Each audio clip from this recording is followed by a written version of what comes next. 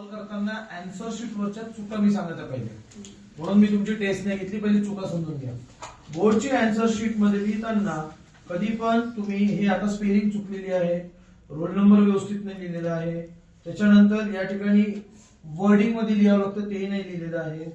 Question number व्यवस्थित लिहिल्यानंतर तुम्हाला हा सॉल्व द फॉलोइंग बघा, दुसरा क्वेश्चन सुरू केला इथे केला सुरू, पण हा कोणता क्वेश्चन आहे माहिती आहे का? बी चुकला. म्हणजे इथे याच्या पुढे जे काही त्यांनी लिहिलं त्याचे मार्क मिळतील का? यामध्ये बघा बोर्डची आन्सर शीटचा पॅटर्न आहे, फॉर्मॅट आहे. याच्यामध्ये बघा इथे कोणता तरी तुम्हाला मेन क्वेश्चन नंबर दिसत आहे का? चेक करणारा कसा चेक करेल आणि आन्सर देईल का? तो हे कट करून टाकेल. तो हे काय करून टाकेल? तुम्ही जरी बरोबर लिहिलं असं तरी तो काय करेल? हे तुम्हाला बाहेर कोणीच सांगणार नाही. लक्षात ठेवायचं ही गोष्ट. समजत आहे का? ही तुम्हाला जे मी समजून सांगत आहे ना हे व्यवस्थित डोक्यात फिट करा. या बारीक सारीक गोष्टी आहेत. आता इथे आन्सर लिहिलेला आहे, ठीक आहे? इथे आन्सर लिहिलेला आहे, have to ability destroy the काय काय लिहिलेलं आहे, other chemicals hence this bacteria. बरोबर? हा कोणता क्वेश्चनचा आन्सर आहे माहिती आहे का? इथे लिहिलाय का काही? नाही. तुम्ही रस्त्यावरून चालले, गाडी घेऊन चालले, तुम्हाला कुठे जायचं माहिती आहे का? कुठे जायचं माहितच नाही ना, मग तुम्ही कुठे घुसून जाल ना? Sir no. तसंच कोणत्या क्वेश्चनचा आन्सर आहे माहिती आहे का? मग ही झाली मिस्टेक. त्याच्यानंतर दुसरी मिस्टेक की जेव्हा शॉर्ट वाले आन्सर असतात म्हणजे एका वर्ड मधले आन्सर ते लिहिताना त्याच्या खाली अंडरलाईन करायची आणि त्याच्यानंतर त्याच्यासमोर क्वेश्चन नंबर लिहायचा व्यवस्थित. आणि हे क्वेश्चन जेव्हा संपतो तेव्हा इथे खाली अंडरलाईन करायचं. काय करायचं? अंडरलाईन. आता हे आन्सर बरोबर, हे आन्सर कसं आहे रे? बरोबर, एकदम बरोबर, एकदम परफेक्ट आहे. 3 मार्काचा क्वेश्चन आहे हा, पण इथे क्वेश्चन नंबर तरी दिसत आहे का? काहीच नाही, फक्त 1 2 लिहिलेलं आहे. काय लिहिलं? फक्त 1 2. कसं आन्सर देणार? कसं मार्क मिळणार?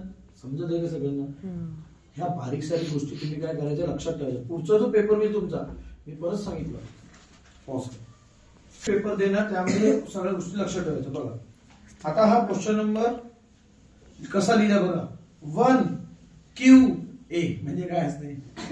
1 QA कधी राहते का क्वेश्चन पेपरवर? हा क्वेश्चन पेपर आहे, ठीक आहे? मी तुम्हाला पूर्ण बोर्डाचे पेपर दिले होते सॉल्व्ह करायला, माहिती आहे का तुम्हाला ही गोष्ट? पूर्ण 2025 चे बोर्डाचे पेपर ते मी मुद्दाम दिला, बघितलं होतं. आता या ठिकाणी बघा काय दिलेलं आहे, क्वेश्चन नंबर 1 चा ए काय दिलं रे? क्वेश्चन नंबर 1 चा ए, फर्स्ट सेकंड थर्ड फोर्थ. बरोबर आहे? मग मला सांगा इथे आन्सर मध्ये तर कुठेच दिसत नाही आहे की 1A आहे म्हणून. काय लिहिलेलं फक्त बघा, इथे बघा फक्त बी लिहिलेलं. काय लिहिलं? फक्त बी. झूम कर, फक्त बी लिहिलेलं. काय लिहिलंय? बी. इथे क्वेश्चन नंबर 1A चा बी आहे की 2A चा बी आहे? लिहिलंय का काही? नाही. हा 4 चा पण बी राहू शकतो, 3 चा पण बी राहू शकतो. हे सर नो. यावरती तुम्हाला मार्क मिळत.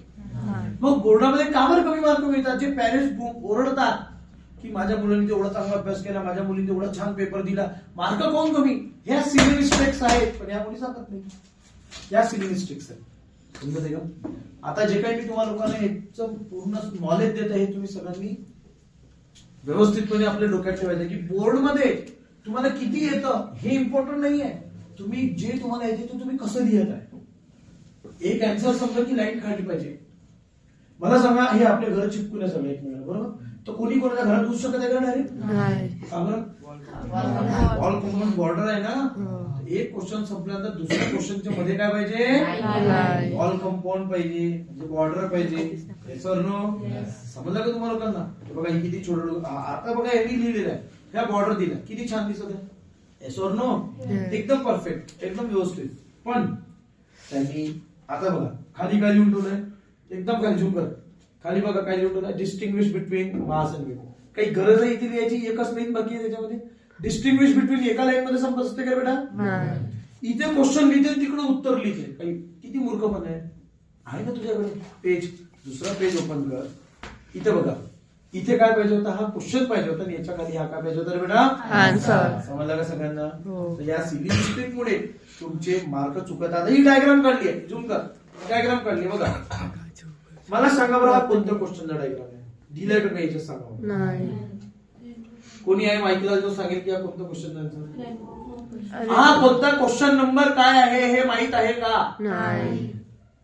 तुम्हाला माहिती आहे आन्सर बरोबर आहे, क्वेश्चन नंबर आहे का? नाही. याला कोणत्या बेसिकवर आहे मार्क मिळतील?